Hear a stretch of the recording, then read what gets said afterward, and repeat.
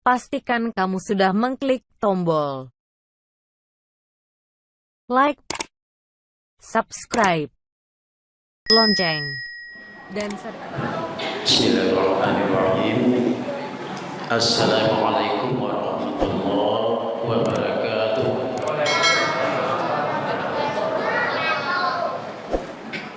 Alhamdulillahirabbil alamin alladzi ja'ala syahra shiyam li'ibadihi al-mu'minin wa ja'ala fi ta'atihi 'izzat dunya wal akhirah lit-ta'i'in. Asyhadu an la ilaha illallah wahdahu la syarika lah wa asyhadu anna Muhammadan 'abduhu wa rasuluhu la nabiyya ba'dahu. Fasma'u minni ma qala Allah ta'ala fil Qur'anil Karim. Bismillahirrahmanirrahim. Istaghfir lahu aw la tastaghfir lahu. In tastaghfir lahu 70 marrah falan yaghfirallahu lahu.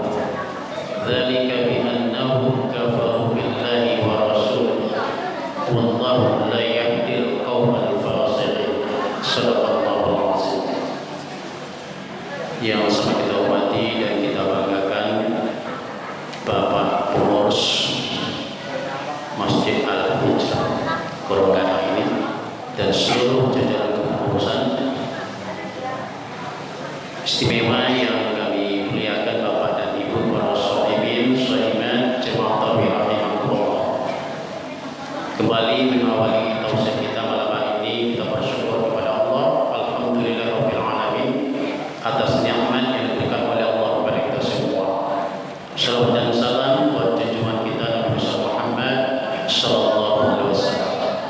Bapak dan Ibu, malam hari ini diamanahkan saya menyampaikan tausiah. Sebagai dasar tausiah kita ambil firman Allah dalam surah At-Taubah ayat 80 yang sudah kita bacakan tadi. Allah berfirman, Istaghfir lahum, hai Muhammad, engkau minta ampunkan mereka atau tidak engkau minta ampunkan mereka. Sekalipun engkau minta ampunkan mereka sebanyak 70 kali ampunan, la yaghfirullah, maka aku tidak akan mengampuni mereka. Kenapa? Karena mereka itu ingkar kepada Allah dan Rasul, dan Allah tidak akan memberikan petunjuk kepada orang-orang yang mengetahui Allah. Karena itu nabi firman dari dosa malam hari ini adalah langkah meraih maghfirah Allah. Karena itu para sayyidin sayyidin paling tidak ada dua langkah kita untuk mendapatkan ampun Allah Subhanahu wa taala. Yang pertama, melalui perkataan kita atau zikir kita kepada Allah dalam bentuk astaghfirullahalazim atau dalam bentuk astaghfiruka wa atubu ilaik. Ini adalah lafaz zikir ucapan kita masing-masing dalam rangka meraih ampunan Allah. Ini berupa perkataan dan tidak berupa perbuatan kita. Perkataan kita, zikir kita kepada Allah. Yang kedua, melalui perbuatan kita, khususnya bulan ini, bulan Ramadan, perbuatan kita insya Allah akan mendapat ampunan Allah. Yang pertama, melalui puasa yang kita lakukan selama sebulan penuh. Ini adalah perbuatan kita masing-masing. Insya Allah melalui perbuatan ini, puasa yang kita lakukan akan mendapat ampunan Allah. Didasari oleh sunnah Rasul, man shoma Ramadan, ujungnya ghufira lahu. Siapa yang melaksanakan puasa Ramadan, insya Allah akan mendapat ampunan Allah.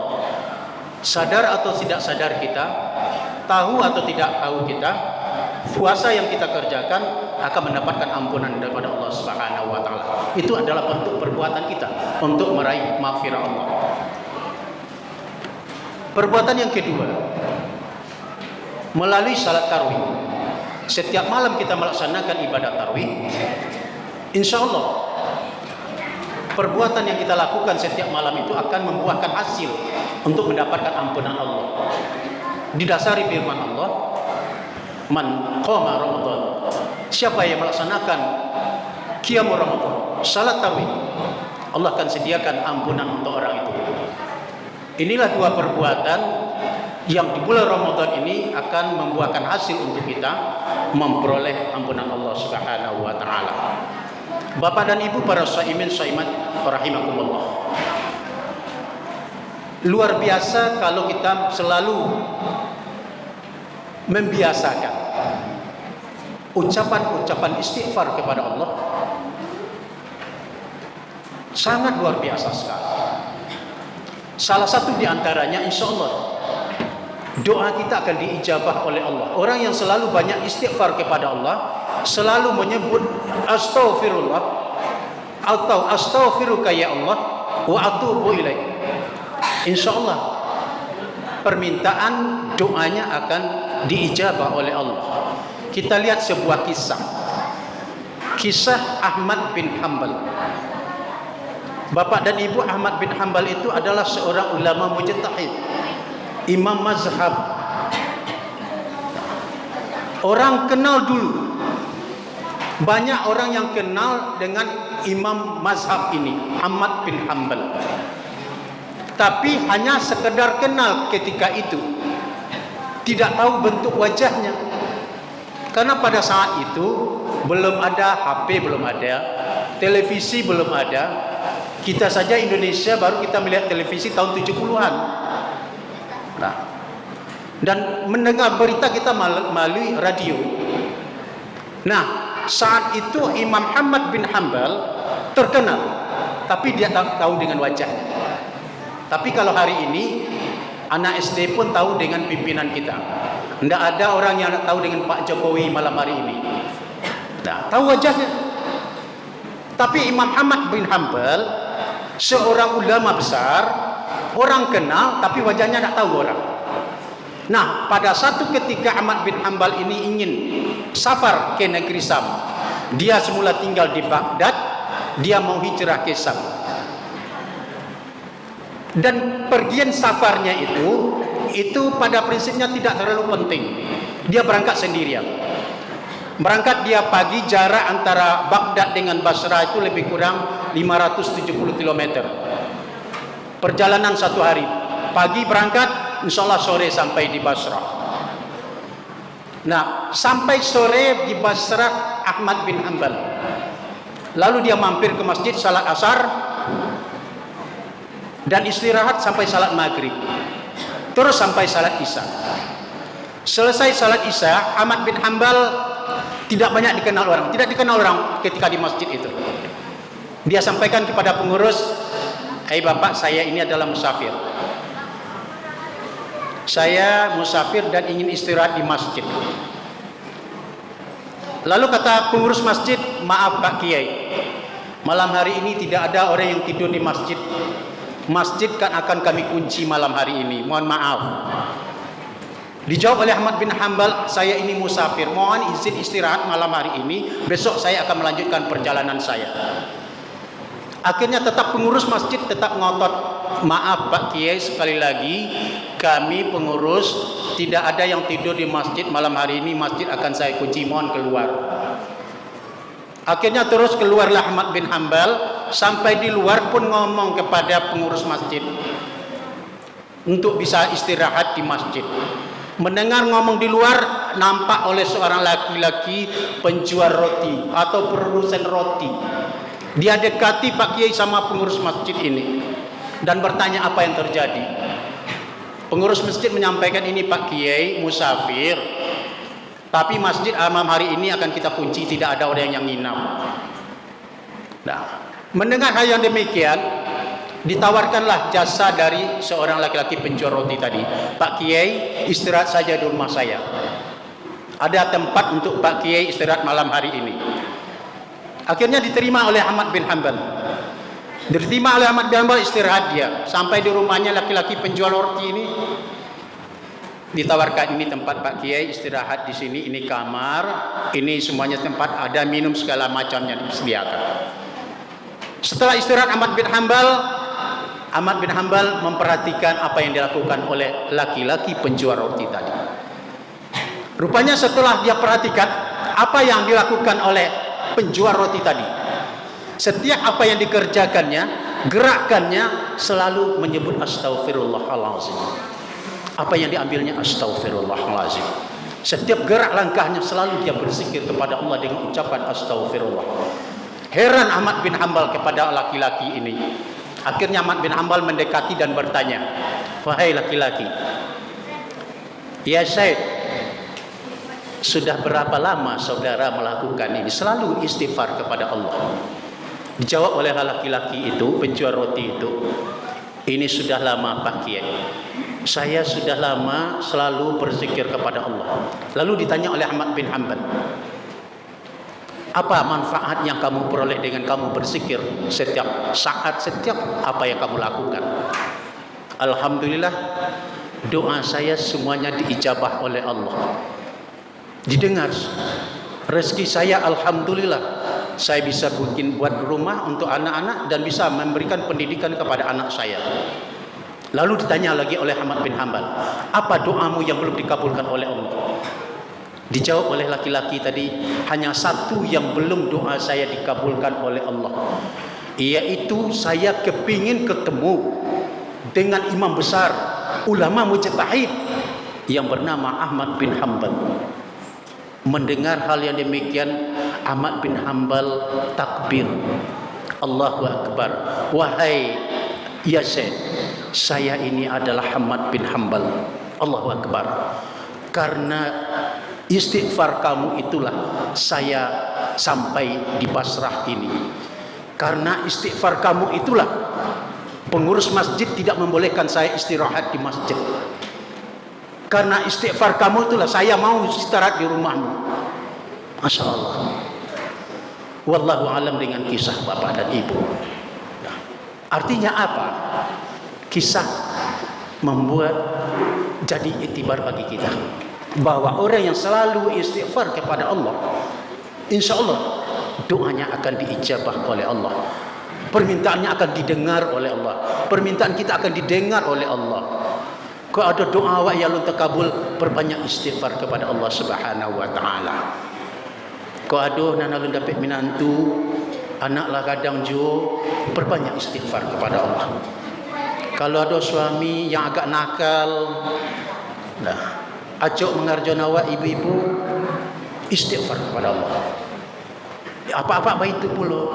Kalau istri yang kurang apa, nah, kurang seret, kurang taat kepada awak, mari kita perbanyak istighfar. Jangan dihardi, tidak menyelesaikan masalah. Ia diberikan pelajaran, untuk mendukung pelajaran itu kita iri dengan istighfar kepada Allah Subhanahu wa taala. Bapak dan Ibu, mari kita perbanyak istighfar. Jangan nanti istighfar kita itu tidak didengar oleh Allah. Apakah ada istighfar kita tidak didengar oleh Allah? Ada. Ada. Ketika orang minta ampun berkali-kali kepada Allah, Allah tidak akan ampunkan. Hanya ayat yang kita bacakan tadi. Apa kata Allah kepada Nabi besar Muhammad? Ya Muhammad, istaghfir lahum. Engkau minta ampunkan mereka. Au la tastaghfir lahum. Atau tidak engkau minta ampunkan mereka. In tastaghfir lahum 70 marrah. Sekalipun engkau minta ampunkan mereka 70 kali engkau minta ampunkan dia, saya tidak akan ampunkan. Fala yaghfirallahu lahu. Karena mereka itu ingkar kepada Allah dan ingkar kepada Rasul. Allah itu tidak akan memberi petunjuk kepada kaum-kaum yang fasik. Bapak dan Ibu jemaah tarawih rahimakumullah, ayat ini surah At-Taubah 80 itu Itu adalah asbab nuzulnya peristiwa Abdullah bin Ubay. Abdullah bin Ubay adalah seorang muslim pada masa Nabi. Tapi kelakuannya, dia selalu berperilaku dalam kehidupannya sehari-hari berperilaku munafik. Di hadapan Nabi iya, tapi di belakang Nabi dia tidak akui. Itu munafik.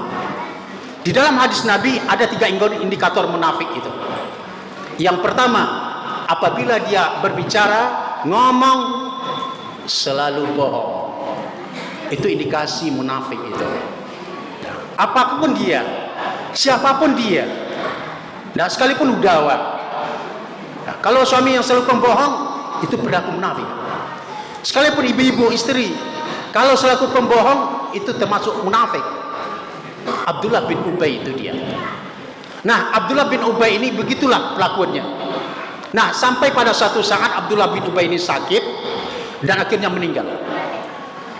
Sampai meninggal, anaknya melapor kepada Nabi dan minta mohon kepada Nabi agar ayahnya diselenggarakan. Mohon engkau ya Rasul, datang ke Nabi, ya Rasul, ayah saya sudah meninggal, Abdullah bin Ubay. Tolong engkau selenggarakan, engkau kafani, engkau mandi, dan engkau salatkan permintaan anaknya. Anaknya dekat dengan Rasul. Permintaan anaknya dikabulkan oleh Rasul, sampai Rasul ke rumah Abdullah bin Ubay menyelenggarakan jenazahnya. Selesai dimandikan, dikafani Abdullah bin Ubay oleh Rasul, lalu mau disalatkan. Ketika mau disalatkan itu, Nabi di tempat salat dihambat oleh Umar bin Khattab. Apa kata Umar?